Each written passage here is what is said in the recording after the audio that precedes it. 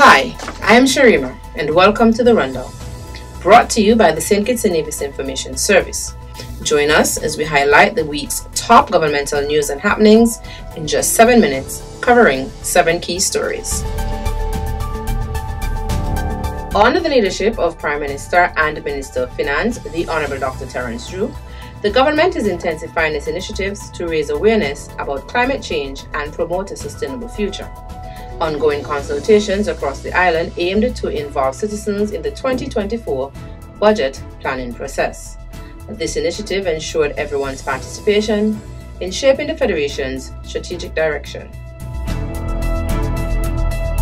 This week, a meaningful ceremony took place at the National Heroes Park.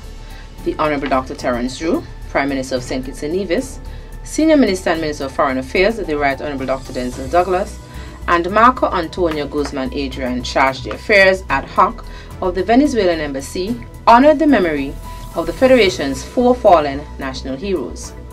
They laid wreaths at the statues to mark the 40th anniversary of diplomatic ties between St. Kitts-Nevis and Venezuela. Also in diplomatic news, Jacinth Henry Martin was recently appointed as the new permanent representative of St. Kitts-Nevis to the Organization of American States, OAS. She presented her credentials to OAS Secretary General Luis Almagro in Washington, D.C. Henry Martin has a history of representing her country at the OAS and held a coordinating position within the General Secretariat until the first half of 2023. And now, here is a public service announcement. The Human Resource Management Department, on behalf of the Ministry of Public Infrastructure, Energy and Utilities, Domestic Transport, wishes to invite suitably qualified persons to fill the positions of Senior Lab Technician and Apprentice Lab Technician in the Public Works Department at Public Works Department. Applications must be accompanied by a letter of application, curriculum vitae, police record, official academic certificates, transcripts, and other relevant documents. 2 references with telephone and email addresses and should be addressed to Permanent Secretary, Ministry of Public Infrastructure, Energy and Utilities, Domestic Transport, P.O. Box 186, Water Services Department, Needmos, Bastia, St. Kitts. The deadline for receipt of applications is 16 November 2023.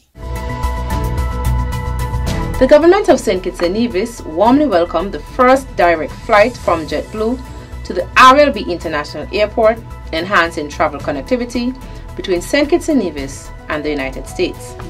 JetBlue now provides year-round non-stop flights, facilitating effortless journeys between New York and St. Kitts. These flights will operate every Sunday, Tuesday, and Thursday.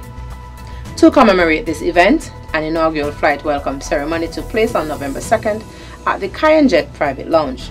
The ceremony was graced by members of the Federal Cabinet, including Prime Minister the Honorable Dr. Terence Drew, officials from the Ministry of Tourism, and representatives from JetBlue Airways Corporation.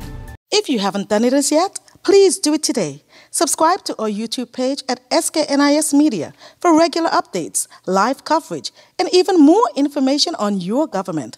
While you're at it, like, share, and interact with our Facebook and Instagram pages at SKNIS Media and SKNIS Info. St. Kitts-Nevis has embarked on an innovative collaboration with the World Intellectual Property Organization this week. They initiated a pioneering project that explores the confluence of intellectual property IP and sports, marking a global first and placing the Federation at the forefront of leveraging IP in the sports sector. The Attorney General, the Honorable Garth Wilkin, sees this as a positive development for the Federation. In a significant stride to strengthen both consumer rights and the nation's stance against crime and corruption, the Federal Parliament of St. Kitts-Nevis passed 2 landmark legislations. The Consumer Protection Bill 2023 aims to establish a more assertive and effective consumer affairs department. Concurrently, the Proceeds of Crime Amendment Bill 2023 was also approved, marking a robust effort to combat illicit activities. And now for our pick of the week. Bastia was alive with activity this week as the first 2 cruise ships of the tourist season docked, bringing scores of tourists. The Ministry of Tourism, the St. Christopher Air and Seaports Authority, and other stakeholders extended a warm welcome to the first wave of visitors in a grand celebration. And now for our video of the week.